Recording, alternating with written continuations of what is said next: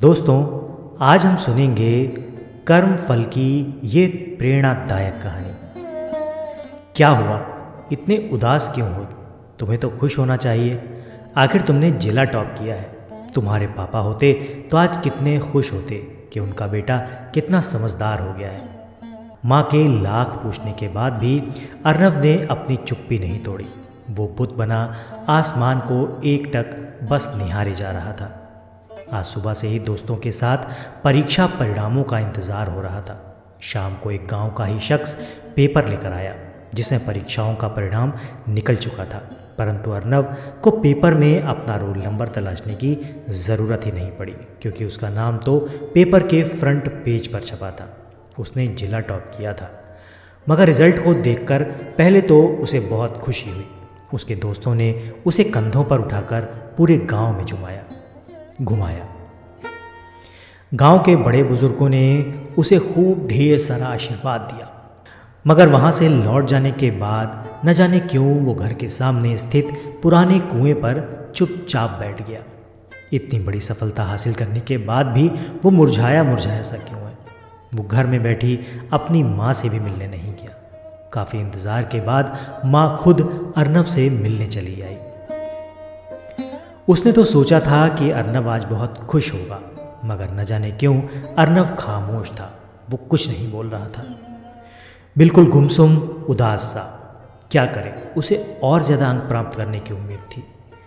क्या उसे उतने अंक नहीं मिले जितने के लायक वो खुद को समझता था? तमाम सवाल अर्नव की माँ के मन में गूंज रहे थे। अर्नव के पिता उसके दुनिया में आने से पहले ही इस दुनिया को हमेशा के लिए अलविदा कह गए। एक ट्रेन हादसे में उनकी मौत हो चुकी थी। अर्नव की माँ लगभग 8 महीने से गर्भवती थी। पिता की बरसी के दिन अर्नव ने जन्म लिया। बेचारा अर्नव तो पिता का मुख भी नहीं देख सका। उसकी माँ उसके लिए माँ और पिता दोनों ही थे। ऐसे में अर्नव की सारी जिम्मेदारी उसके मझले चाचा जी पर थी, जो कि एक सरकारी डॉक्टर थे। उन्हीं के दम पर अर्नव की पढ़ाई लिखाई चल रही थी। हालांकि अर्नव के एक छोटे चाचा जी भी थे जो खेती किसानी का काम करते थे, परंतु उनकी आर्थिक स्थिति बहुत ख़राब थी, जिसकी वजह अच्छी नहीं थी। अभाव के कारण ही उन्होंने अपने दोनों बच्चों की पढ़ाई बीच में ही बंद करवा दी थी। आज अर्नव एक अबूझ पहेली बने हुए था, परंतु अर्नव की माँ भी वजह जानने की जिद पर अड़ी रही। आखिरकार अर्नव को माँ को वजह बतानी पड़ी। अर्नव ने बताया कि बोर्ड एग्ज़ाम के बाद जब वो अपने मझले चाचा के वहाँ से गर्मियों की छुट्टियाँ मनाकर वापस आने के लिए ट्रेन में बैठा गाड़ी चलने का इंतज़ार कर रहा था, तब चाचा ने उसे रास्ते के लिए कुछ पैसे देते हुए कहा, देखो अर्नव, जहाँ तक हो सकता था मैंने तुम्हें पढ़ाया लिखाया। अब मेरे बच्चे भी बड़े हो रहे हैं, जिसके कारण मुझ पर खर्च का बोझ बढ़ता जा रहा है। ऐसे में अब तुम्हारा खर्च उठा पाना मेरे लिए मुमकिन नहीं हो पा रहा है। मैं बहुत ही मुश्किल से तुम्हें मैट्रिक तक खींच कर ला पाया हूँ। अब इसके आगे मैं तुम्हें नहीं पढ़ा सकता। बेहतर होगा कि तुम अपने लिए कोई काम धाम ढूंढ लो। ये कहते कहते अर्नव की ज़ुबान लड़खड़ा गई।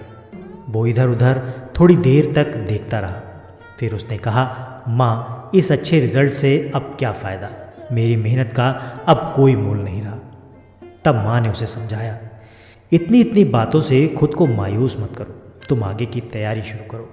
हम कोशिश करेंगे तो कोई ना कोई रास्ता निकल ही आएगा। माँ की बातों में विश्वास तो था, मगर ज़मीनी सच कुछ भी नहीं। जेब में नहीं दाने और अम्मा गई भुनाने, कुछ ऐसी ही कहावत उनकी दशा पर चरित्रार्थ हो रही थी। फिर भी माँ की बातों को मानकर अर्नव पूरी लगन और मेहनत से गांव के दूसरे बड़े लड़कों से उनकी पुरानी किताबें मांगकर इंटरमीडिएट की पढ़ाई घर पर ही करने लगा। कई महीने गुजर गए, मगर अर्नव स्कूल नहीं जा सका। उधर मझले चाचा ने इस डर से कि कहीं फिर से अर्नव की आगे की पढ़ाई का जिम्मा उनके सर न बन जाए, उन्होंने अर्नव की इतनी बड़ी सफलता के लिए न कभी उसे मुबारकबाद दी और न ही कभी उसका हाल चाल लिया। कई महीने गुजर गए, परंतु अर्नव विद्यालय नहीं गया। एक दिन छोटे चाचा ने अर्नव की माँ से पूछा, क्या बात है, काफ़ी दिनों से स्कूल खुल चुके हैं, पर अर्नव घर पर ही पढ़ रहा है, आखिर वो स्कूल क्यों नहीं जा रहा? क्या उसने कुछ और करने की सोची है? तब माँ ने उसे सारी बात बताई। ये सुनकर छोटे चाचा को बहुत दुख हुआ, परंतु उनके पास तो खुद के बच्चों के पढ़ाने के लिए भी पैसे नहीं थे। ऐसे में वे अर्नब के लिए क्या ही कर सकते थे। 2 दिनों बाद वे फिर अर्नब की माँ के पास आए और बोले, मेरी आमदनी तो वैसे बहुत कम है, जिसमें मेरा खुद का घर चला पाना बहुत मुश्किल है, और शायद जिसके नाते मैंने अपने बच्चों की पढ़ाई लिखाई भी बीच में ही बंद करवा दी। मगर ये भी सच है कि मेरे बच्चों की पढ़ाई लिखाई में ज़्यादा रुचि भी नहीं थी।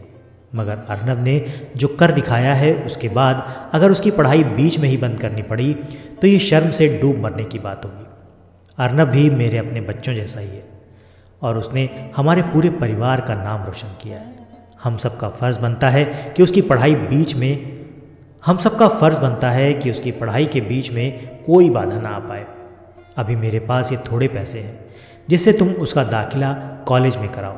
मैं नहीं जानता कि मैं उसे कब तक पढ़ा पाऊँगा, मगर फिर भी मेरी कोशिश रहेगी कि वो जितना पढ़ सके मैं उसे उतना पढ़ाऊँ। चाचा जी की बातें सुनकर जिंदा लाश बन चुके अर्नब के अंदर फिर से जान आई। माँ ने वो पैसे देकर उसे फ़ौरन स्कूल भेजा और इस तरह छोटे चाचा की मदद से अर्नब ने अपनी पढ़ाई फिर से शुरू कर दी। हालांकि फिर भी हर पल उसे यही डर सताता था कि अगले महीने की फ़ीस का इंतज़ाम उसके चाचा कर पाएंगे या नहीं। अगर वो ऐसा ना कर सके तो फिर क्या होगा। परंतु माँ उसे इन सवालों से बार बार बाहर निकालने की कोशिश करती रहती। वो उसे समझाते हुए कहती, कर्म करो, फल की चिंता मत करो। आखिरकार अर्नब की मेहनत और चाचा जी के जिम्मेदारी भरे कदम ने कमाल ही कर दिया और अर्नब ने इंटरमीडिएट की परीक्षा में जिला ही नहीं पूरे प्रदेश में प्रथम स्थान हासिल किया। ये वाकई चौंकाने वाली बात थी। अर्नब इस बार की सफलता से बहुत खुश था।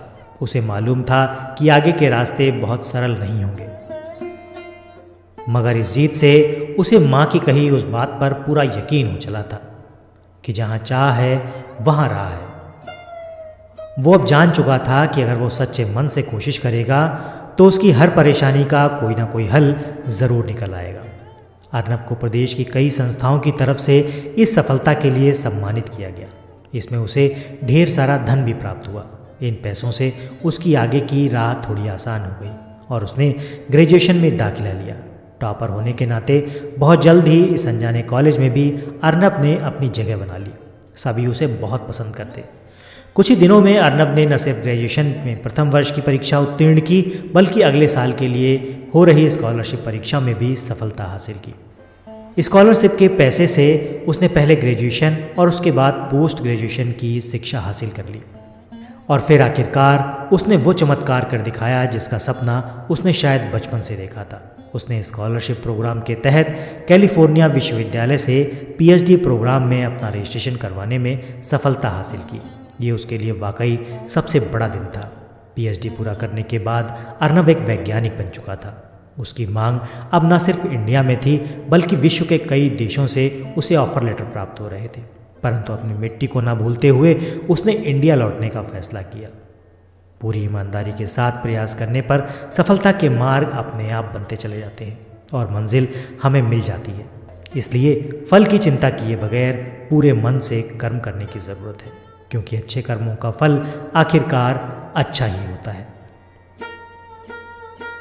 दोस्तों, ये थी एक शख्स की सच्ची कहानी जिसने अभाव में भी इतिहास रच दिया। ऐसे बहुत से लोग हैं जिनके पास कुशलता तो है, परंतु अभाव के कारण वे अपनी कुशलता के अनुरूप मार्ग चुनने और उस पर चलने की हिम्मत नहीं जुटा पाते। अगर आप भी ऐसे ही लोगों में से एक हैं तो आज ही व्यर्थ की चिंताओं को त्याग कर तन मन से अपने लक्ष्य के प्रति एकाग्र होकर उसे पूरा करने के लिए तन मन से जुट जाए। आप देखेंगे कि हर समस्या का कोई ना कोई हल निकलता नजर आएगा। एक रास्ता बंद होगा तो 10 रास्ते खुल जाएंगे और एक दिन आप सफलता के टॉप पर नजर आएंगे। अक्सर अभाव में ही सक्सेस की तरफ लोग देखते हैं और उसे पाना चाहते हैं।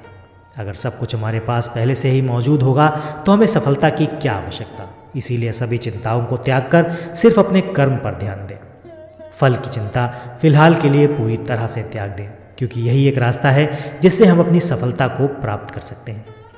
आपको कर्म करना होगा और कर्म के बीच आने वाली बाधाओं को भी खुद ही दूर करना होगा। हाथ पर हाथ धरकर बैठे रहने से कुछ भी हासिल नहीं होता।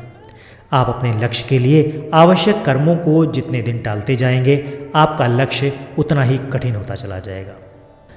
आगे की डगर और भी ज़्यादा मुश्किल और डरावनी होती चली जाएगी। बेहतर होगा कि समय रहते ही अपना गोल निर्धारित करें और उस पर पूरे मन से, पूरी लगन से और उसे पूरा करने के लिए पूरे मन से जुट जाएं।